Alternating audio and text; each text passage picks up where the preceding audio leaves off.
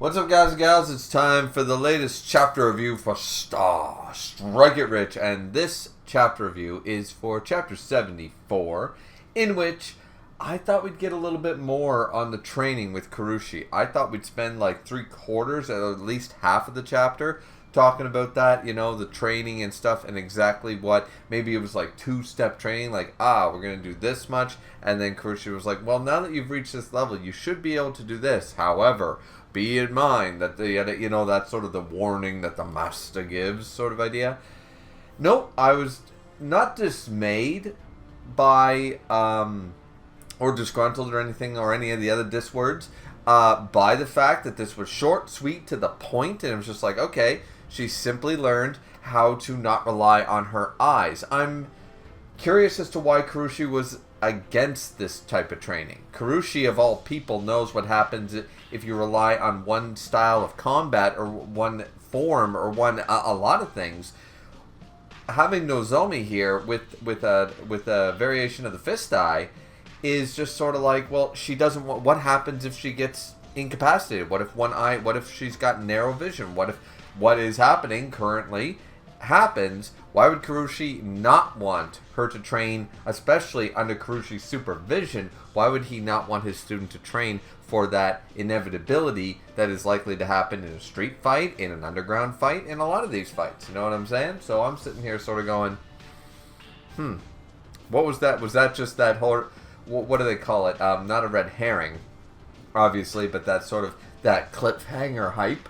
Is that what they call it? Cliffhanger hype? They call it something. There's a phrase for it. There's a terminology for basically like, oh ho ho, we're leaving you on that panel with that man and that page, One Piece, Oda's famous for it. But, yeah, either way, I was a little dismayed by the fact that it was straightforward, made a lot of sense, or I shouldn't say, once again, dismayed, just unexpected. Unexpected's the right word, that it just was straight up, no, she just wants to not have to rely on her eyes all the time in case that's something that the opponent is good at reading her for, or she gets incapacitated or whatever. She's just a jack of all trades here. And there's nothing wrong with that, And I love the fact that we're getting this really creepy, what's the one that, it was the Conjuring movies where the trailer was the one running down the stairs with the skeletal limbs that are way too long for a human being, and the skull that was like turning way too far for the vertebrae and all that shit.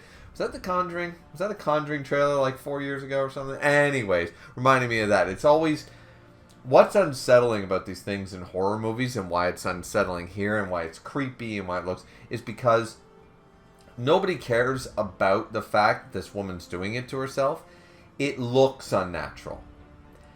Because it looks unnatural, it gives you the ick. It gives you the creep. Even if you're not scared of it, even if you're like, and then you can just walk right by it like it's not going to come at you and attack you.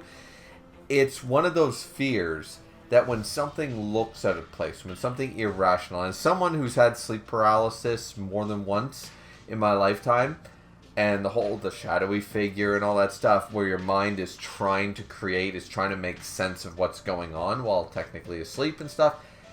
The amazing part of the human mind that does that is trying to make you comfortable in an uncomfortable situation.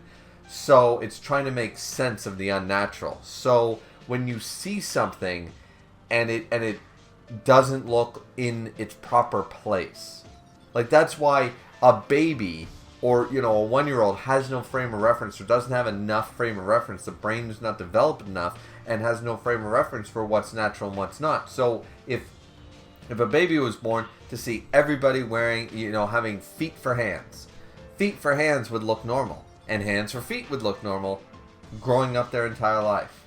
The moment they saw hands, on our arms, that would creep them out. That would disturb them. So it's all about that disruption.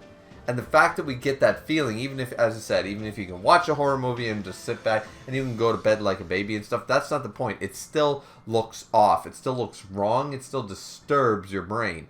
And the idea here is that that's what, the bone shaver Flora is doing. She's, cracking all her bones. She's the dysmorphia of it all and making herself look like this out of place, outside of the natural order of things. It's very creepy. It's very unsettling. And our girl Nozomi. I say all this to just point out. Pegasus shot, baby. Super single strike. Boom. Pegasus shot. Done like dinner. It was awesome. It was great.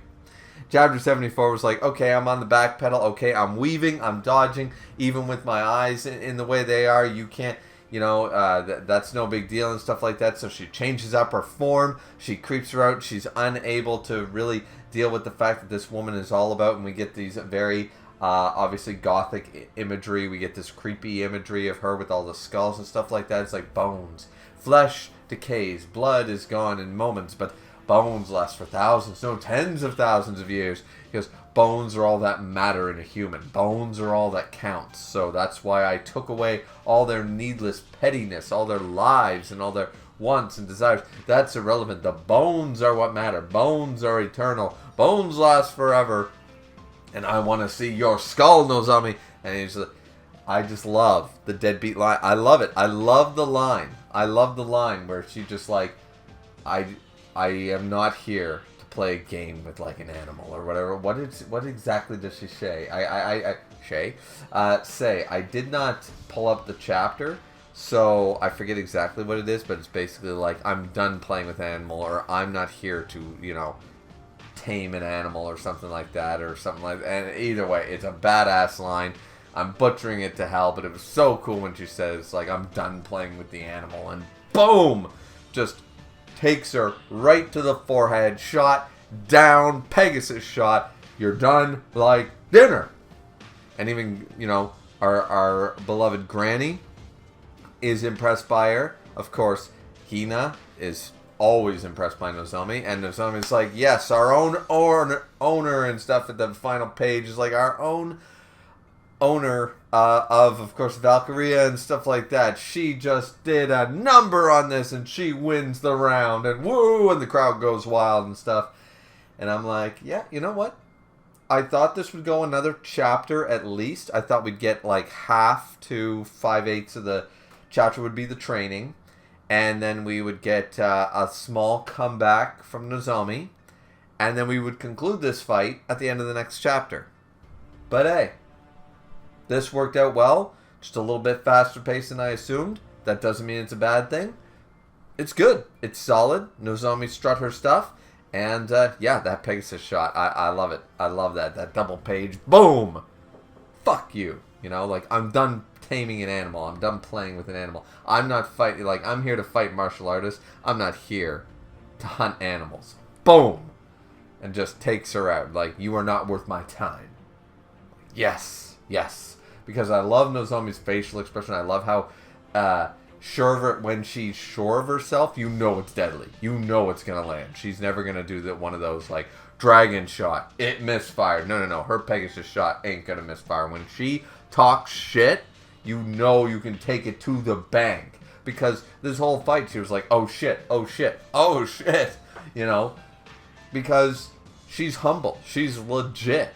But if she starts talking trash to you, like Larry Bird style level of trash, I mean, get the fuck out of her way. She's gonna own your ass. You know what I'm saying? So I liked it. I was there for chapter 74.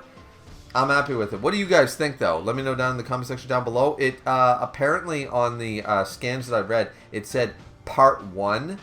Like chapter 74 part 1, as though there's like a part 2. So I find it very odd if it's a conclusion. It's already a conclusion to the fight. So maybe that was just a typo thing like that, or maybe that's just what they put on the scan site. But I found it very off, because I was like, oh, is it going to be a part 1 part 2 chapter, like a double feature chapter, and the next one will drop like tomorrow or the next day? I'm not sure, but that's where I read it. So it is what it is. Let me know what you guys did. You guys deal with the same thing? Are you expecting like a part 2 to drop, in the next couple of days? Let me know. But either way, that's it for me, guys. Like, comment, and subscribe. Hope you guys enjoyed the chapter like I did, and we'll see you guys back here next time for chapter 75 of Star Strike It Rich. Looking forward to it. Hope you guys are too. Have a good one. See ya.